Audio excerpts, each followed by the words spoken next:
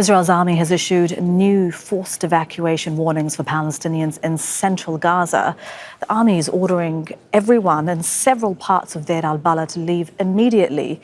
It includes areas where displaced people are living in tents. Israeli attacks on Sunday have killed 12 people so far.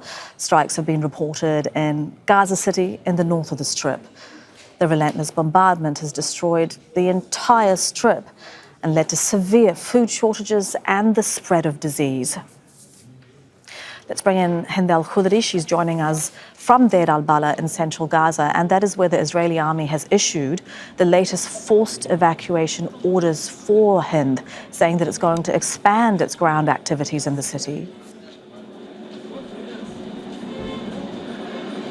We're a couple of blocks away from the new evacuation orders, but these evacuations have been issued earlier this morning, asking Palestinians to move and to evacuate immediately. Now, what we need to know about these areas is that these are in the heart of Deir el-Balah. They are densely populated areas, and they're also in the western parts of Deir el-Balah, where Palestinians are saying that they do not have any place to go to, and there's no space actually, because most of the western areas or al-Mawasi are full of people, full of tents, where there's no space for more Palestinians to evacuate to these areas. So Palestinians are left with zero options.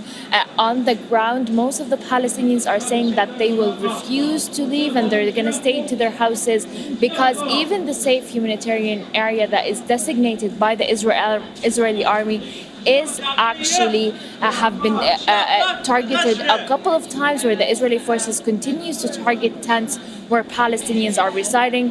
This area has been also not receiving a lot of evacuation orders in the past times. That's why Palestinians do not know where to go, and they do not have a lot of options on where they could actually go. There is a lot of Palestinians from Khan Younis and Rafah, where they are actually in the western parts of Khan Younis, and that's why that area is densely populated. And let me remind you that Al-Mawasi is a very big agricultural land where Palestinians decided to move and to evacuate to, and this area has no water, has no food, and has no healthcare or even sanitation. The situation in these makeshift tents is deteriorating, and Palestinians do not have any other options.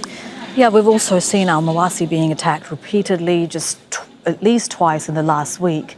Meanwhile, Hind reports people are also being killed by malnutrition and starvation. A 35-day-old baby among the latest victims.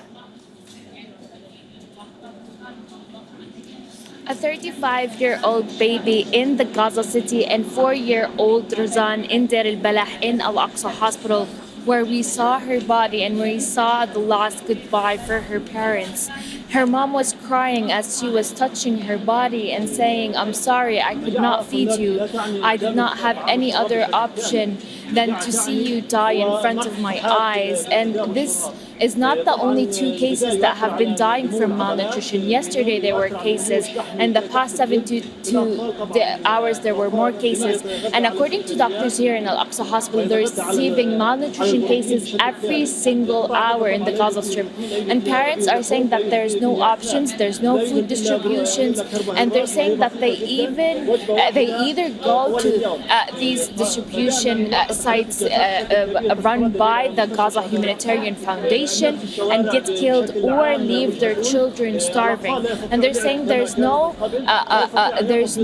options in the market. Everything is very, very expensive, and they could not afford to feed their children. Parents are saying that their children are going to their bed hungry, and parents are also saying that they are not being able to secure a meal for their children. The situation across the Gaza Strip is collapsing. We're talking about the humanitarian situation, the food situation, and Palestinians are living every single day.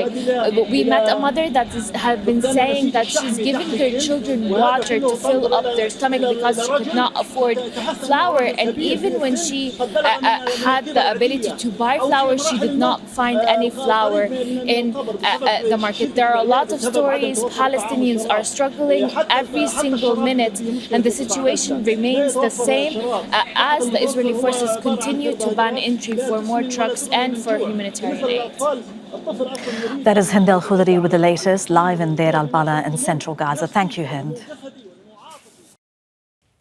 Make sure to subscribe to our channel to get the latest news from Al Jazeera.